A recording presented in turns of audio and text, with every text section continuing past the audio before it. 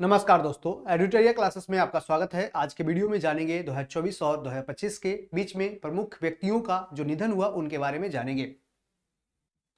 और इसमें दिया गया है कि रामदरस मिश्र जो हिंदी के प्रख्यात साहित्यकार रहे हैं और ये पद्मश्री 2025 भी दिया गया है। और ये साहित्य अकादमी पुरस्कार, सरस्वती सम्मान और व्यास सम्मान से भी इनको सम्मानित किया जा चुका है। और इनका अभी हाल ही में इनका निधन हुआ, तो ये क्या है, तो इससे पूछा जा सकता है कि रामदरस मिश्रा जिनको अभी हाल ही में जिनका निधन हुआ, ये किस क्षेत्र से संबंधित थे। तो ये हिंदी के प्रख्यात साहित्यकार थे, याद रखना है।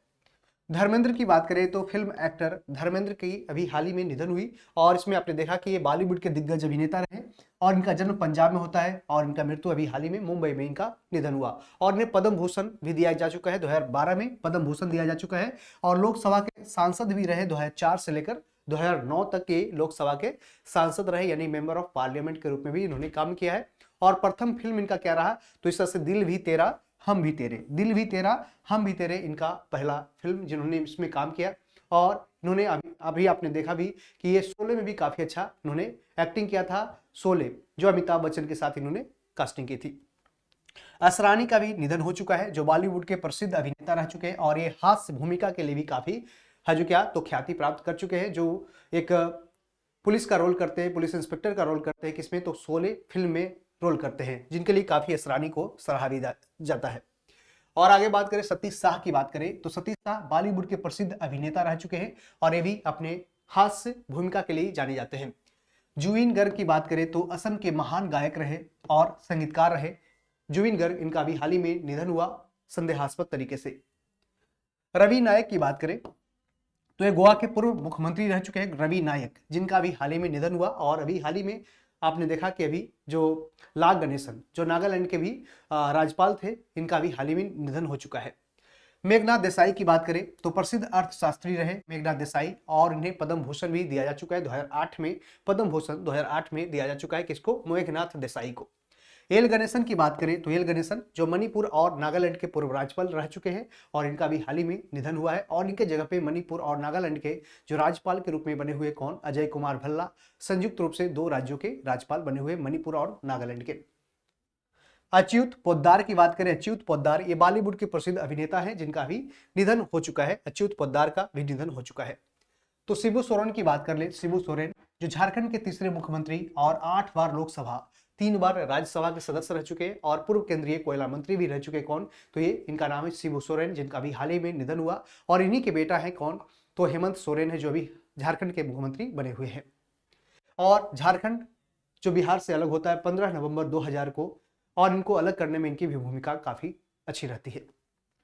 सत्यपाल मलिक की बात कर ले तो बिहार, गोवा, मेघालय और जम्मू कश्मीर के पूर्व राज्यपाल रह चुके हैं। तो क्वेश्चन में ऑप्शन दे सकता है कि कौन से राज्यों के राज्यपाल सत्यपाल मलिक रह चुके हैं जिनका भी हाल ही में निधन हुआ है। तो ये बिहार के, गोवा के, मेघालय और जम्मू कश्मीर के भी पूरे राज्यपाल रह चुके हैं। फौजा सिंह की बात करें, फौजा सिंह ये विश्व के सबसे उम्रदराज मैराथन धावक के रूप में इन्होंने है जो इस तरह से अभी इसमें मैराथन में भाग लिया था, जो विश्व के सबसे उम्रदराज मैराथन धावक के रूप में थे, इनका अभी हाल ही में निधन हुआ। और ये कौन थे, तो फौजा सिंह। जेम्स वाटसन की बात करें तो डीएनए के डबल हेलिक्स संरचना के सह खोजकर्ता, जानते हैं कि डीएनए की खोज कब होती है, तो वाटसन और क्रिक के द्वारा 1861 में इनके नोबेल प्राइज भी दिया जाता है। और इस कारण से अभी आपने देखा कि इनको जो जेम्स वाटसन इसमें एक सहयोगी के रूप में काम किए थे, सहयोगी खोजकर्ता थे, इनका डीएनए के डबल हेलिक्स संरचना के लिए खोज किए थे, उनका भी हाल ही में निधन हुआ, तो इनको याद रखना है। गिरिजा व्यास की बात कर लें तो गिरिजा व्यास पूर्व केंद्रीय मंत्री एवं महिला आयोग की पूर्व अध्यक्ष रह चुकी है गिरिजा व्यास, इनका अभी हाल ही में निधन हुआ। पूर्व केंद्रीय मंत्री एवं महिला आयोग की पूर्व क्या अध्यक्ष रह चुकी है गिरिजा व्यास, इनका नाम याद रखना है। और आपको कमेंट बॉक्स में बताना है कि महिला आयोग की वर्तमान में अध्यक्ष कौन है, तो इनका नाम आपको कमेंट बॉक्स में बताना है। आगे बात कर ले मनोज कुमार, और ये अभिनेता रह चुके हैं और फिल्म निर्माता भी रह चुके हैं और ये भारत कुमार की उपाधि से इनको जाना जाता है। इनका जन्म 14 जुलाई 1937 को इनका जन्म होता है, 14 जुलाई 1937 को। और 2015 में दादा साहब फाल्के पुरस्कार भी इनको दिया गया है। 2015 में दादा साहब फाल्के पुरस्कार दिया गया था। 2023 में अभी जो लेटेस्ट जो दिया गया है दादा साहब फाल्के पुरस्कार, ये मलयालम अभिनेता मोहनलाल को दिया गया है। एम आर श्रीनिवास की बात कर लें, एम आर श्रीनिवासन ये परमाणु ऊर्जा आयोग यानी एटॉमिक एनर्जी कमीशन के पूर्व अध्यक्ष के रूप में काम कर चुके हैं। कौन, एम आर श्रीनिवासन। वही कुमुदनी लाखिया की बात करें, कुमुदनी लाखिया काफी इंपॉर्टेंट पर्सनालिटी है जिनका भी हाल ही में क्वेश्चन कई बार पूछा भी गया है। तो प्रसिद्ध कथक नृत्यांगना रह चुकी है और ये पद्मश्री, पद्म भूषण, पद्म विभूषण 2025 से भी इनको सम्मानित किया गया। कुमुदनी लाखिया, आपको नाम इनका याद रखना है, कुमुदनी लाखिया। और ये कौन से? तो कथक नृत्यांगना से संबंधित है। कथक जानते हैं कि उत्तरी भारत के प्रमुख नृत्य के रूप में जानी जाती है। पोप फ्रांसिस की बात कर लें तो रोमन कैथोलिक संप्रदाय के शीर्ष धर्म गुरु जिनका भी हाल ही में निधन हुआ। और ये कौन होते थे? पोप फ्रांसिस, जिनका भी निधन हुआ। इनका मूल नाम था जॉर्ज मारियो बर्गोलियो, जॉर्ज मारियो बर्गोलियो। और कई बार ऐसे क्वेश्चन पूछ देते हैं जिनका कई बार एग्जाम में पूछते हैं कि क्या इनका ओरिजिनल नाम क्या था, यानी जो वास्तविक नाम था जॉर्ज मारियो बर्गोलियो। ऐसे जो पोप फ्रांसिस थे इनका भी निधन हो चुका है, जो रोमन कैथोलिक संप्रदाय के शीर्ष धर्म गुरु कहलाते हैं। आगे है विजय रूपाणी। विजय रूपाणी जो गुजरात के पूर्व मुख्यमंत्री रहे और ये 2016 से 2021 तक रहे, जिनका भी हाल ही में अहमदाबाद एरोप्लेन क्रैश में इनका निधन हो चुका है। तो इस कारण से भी इनका नाम याद रखना है। बाबा शिवानंद की बात कर ले, बाबा शिवानंद की बात कर ले तो आध्यात्मिक गुरु कहे जाते हैं बाबा शिवानंद। और 2022 में इनको पद्मश्री से सम्मानित किया जा चुका है और 128 वर्ष की आयु में इनका निधन वाराणसी में होता है। वाराणसी में 128 वर्ष की उम्र में इनका निधन होता है, जिनका नाम क्या है? बाबा शिवानंद। और ये आध्यात्मिक गुरु भी थे।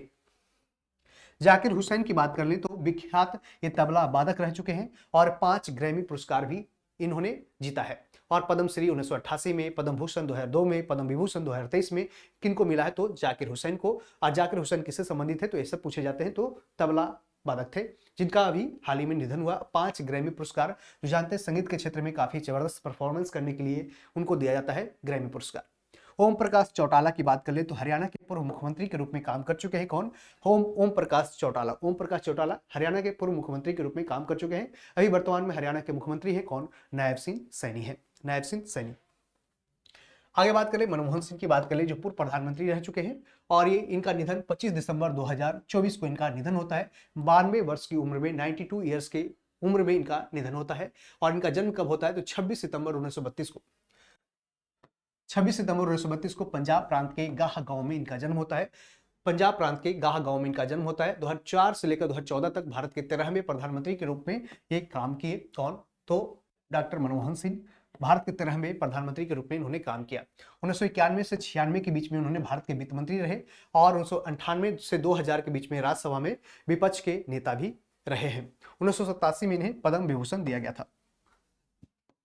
1987 में इन्हें पद्म विभूषण दिया गया। और इन्हीं के वित्त मंत्री के कार्यकाल में 1991-96 में क्या होता है? एलपीजी रिफॉर्म्स होता है, यानी कि लिबरलाइजेशन, प्राइवेटाइजेशन और ग्लोबलाइजेशन, यानी 3 तरह के रिफॉर्म्स होता है। और इंडियन इकोनॉमी को जो क्लोज होता है उसको ओपन कर देता है, इस कारण से, ताकि इसमें एक्सपोर्ट और इंपोर्ट ज्यादातर दूसरे देश से भी हो सके, इसके लिए किया जाता है। और इसमें जो रेगुलेशन, लाइसेंस जो प्राइवेट कंपनी के ऊपर ज्यादा लगाए गए थे उसको अब हल्का हल्का रिलैक्स करना शुरू कर दिया गवर्नमेंट ने और उसको पीएसयू में कन्वर्ट करना शुरू किया था, यानी पब्लिक सेक्टर अंडरटेकिंग करना शुरू किया। उसको डिसीजन लेने के लिए उसको क्या? तो फ्री छोड़ दिया। डॉक्टर के कस्तूरीरंगन की बात कर लें तो प्रसिद्ध भारतीय अंतरिक्ष वैज्ञानिक के रूप में काम किए, जो इसरो के अध्यक्ष थे 1994 से लेकर 2003 तक। 1994 से लेकर 2003 तक इसरो के साइंटिस्ट के रूप में, इसरो के अध्यक्ष के रूप में उन्होंने काम किया और एक प्रमुख एक स्पेस साइंटिस्ट के रूप में भी थे। और ये योजना आयोग के पूर्व सदस्य भी रह चुके हैं। 2009 से लेकर 2014 तक योजना आयोग के पूर्व सदस्य रह चुके हैं और जिसे अब रिप्लेस करके अब बना दिया गया अब बना दिया गया क्या? नीति आयोग। यानी नीति आयोग की स्थापना कब होती है? 1 जनवरी 2015 को इसकी स्थापना होती है। और योजना आयोग या फिर नीति आयोग दोनों के जो अध्यक्ष कौन होते थे? तो प्रधानमंत्री ही इसके अध्यक्ष होते हैं।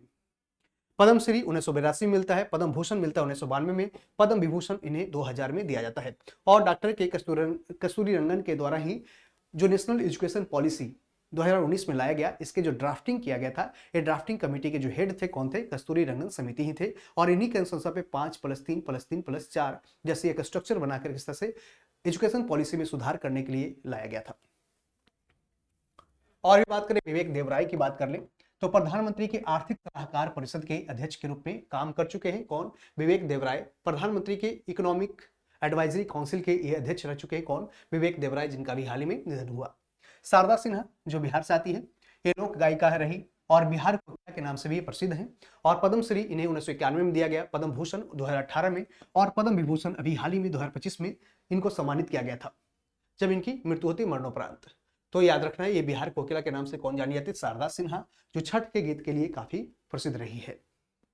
रतन टाटा की बात कर ले तो टाटा सन्स के पूर्व चेयरमैन और पद्म भूषण 2000 में दिया जाता है, पद्म विभूषण 2008 से इनको सम्मानित किया गया है रतन टाटा को, और इनका अभी हाल ही में इनका निधन होता है। और ये कौन से समुदाय से संबंधित थे? तो पारसी समुदाय से ये संबंध रखते थे।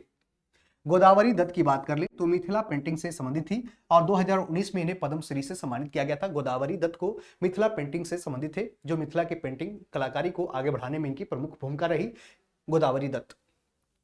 सुशील कुमार मोदी जो बिहार के पूर्व उप मुख्यमंत्री रह चुके हैं और प्रथम बार यह है जो उप मुख्यमंत्री बनते हैं कब? 2005 में। बिहार के पूर्व उप मुख्यमंत्री के रूप में कौन काम करते हैं? सुशील कुमार मोदी। और 1990 में इन्हें पटना कुम्हरार विधानसभा से 1990 में पटना कुम्हरार विधानसभा क्षेत्र से निर्वाचित किए गए। 2020 में राज्यसभा के लिए निर्विरोध चुने गए थे। 2020 में इनको निर्विरोध राज्यसभा के सदस्य बना दिया गया था और मरणोपरांत इन्हें पद्म भूषण 2025 से इनको अभी हाल ही में सम्मानित किया गया था। तो सुशील कुमार मोदी के बारे में इस तरह से 2-3 स्टेटमेंट करके पूछा जा सकता है, तो इसको आपको याद रखना है। तो इस तरह से फ्रेंड्स हमने एक छोटे से वीडियो में प्रयास किया है कि 2024 और 25 के प्रमुख निधन जो एडिटोरिया करंट अफेयर्स वार्षिकी 2025 में दिया गया है उसको हम आपके सामने पेश करने का प्रयास करें। तो इसके लिए आपको क्या करना है, तो वीडियो को शेयर भी करना है और लाइक करना है, और कैसा आपको वीडियो लगा ये कमेंट बॉक्स में आपको बताना है। और बाकी अलग अलग वीडियो पे आपका जो व्यू आ रहा है, उसका जो कमेंट आ रहा है काफ़ी पॉजिटिव है, काफ़ी उत्साहवर्धक है, उसके लिए आपको तहे दिल से धन्यवाद। Thank you, all the best.